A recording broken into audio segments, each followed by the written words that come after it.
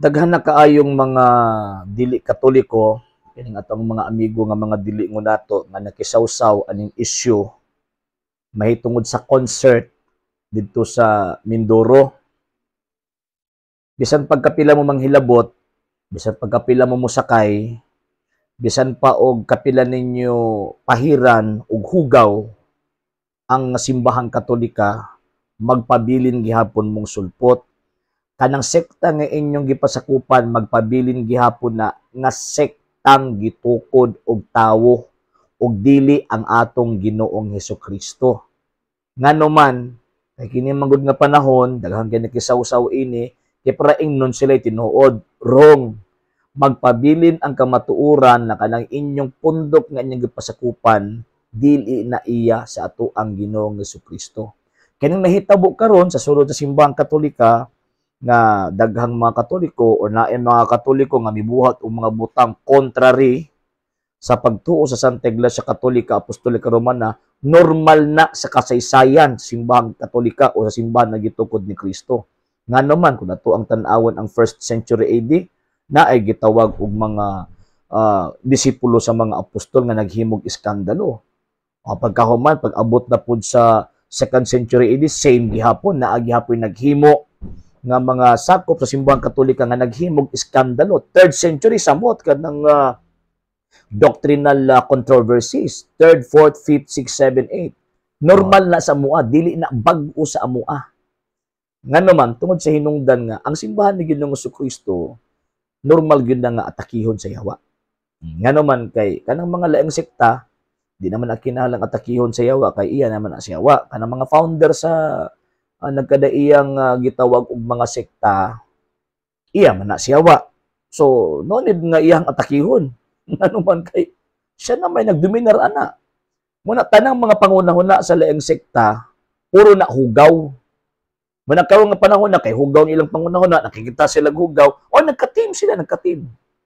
So, muna nga, bisan pagkapila mo mag-apil-apil, bisan pagkapila mo makisawsaw, sa mga hinanghitabo ron sa Santa Iglesia Katolika, Apostolika Romana, magpabilin ang kamatuoron na kanang inyong pundok, dili na iya ni Kristo. Kanang inyong pundok, gitukod lang nagtao. Kanang inyong pundok, minugna lang na og mga tao nga naay personal nga interest pagpakigkompetensya sa ato ang Ginoong Jesucristo. Ginakontra ninyo nga atong Ginoong Jesucristo, karon ganyan nakita mong bangag mo nang inyong tawag inang gitira.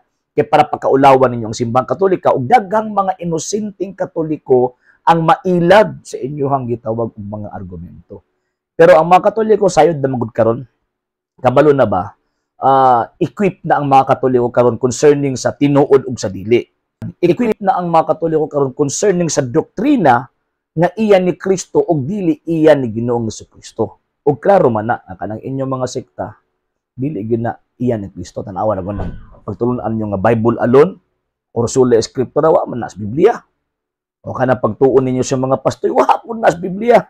O unsa pa, kanang tawag ining pagtuon ninyo nga gitudlo siyang pastoy tuuhan, wa pud nas Biblia. So daghang kay mo bang pagtudlo nga wa sa Biblia.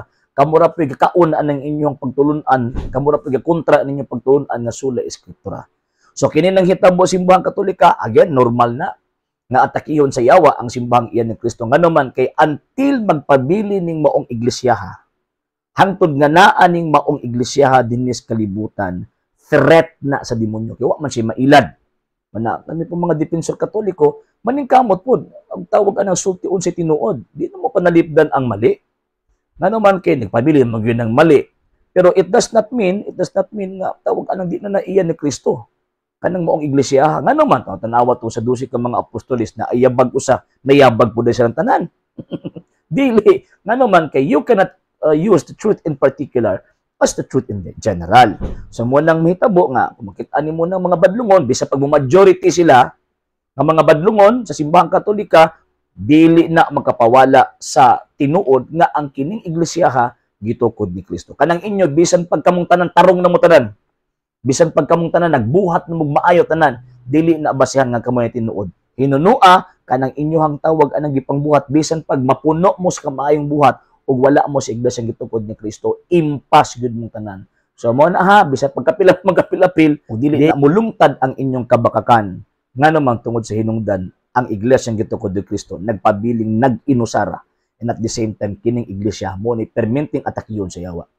Kining iglesia ha giatake naman sa yawa from within, gikan ni sulod, o kamo maintain man gud mo gikan mo sa gawas, atakihon yung simbahang Katolika. Nakita mga Katoliko di ta pailad aning maong mga tawana. Ato ang lig-on na nga atong pagtuo, atong tun-an nga atong pagtuo, atong iampo ang atong tawag ining mga obispo, mga pari nga unta sundon nila ang kabubuton ni Kristo kay nana gusto tinuod, di ba? Ato na silang iampo, i-offer nato na sa atong mga prayers, sa atong mga prayer intentions, i-offer nato na sila. Nga naman kay kana sila kanang naa sa hierarkiya nato, same pud na sila nato nga tawo. Nga naay mga sipyat, naay mga sayop, ug masayop. So mao na nga kinahanglan iampo kay para giyahan sila sa balang espiritu aron makatudlo o makabuhat subay sa iyang kabubuton ug subay sa gitudlo sa iglesyang iyang gitukod.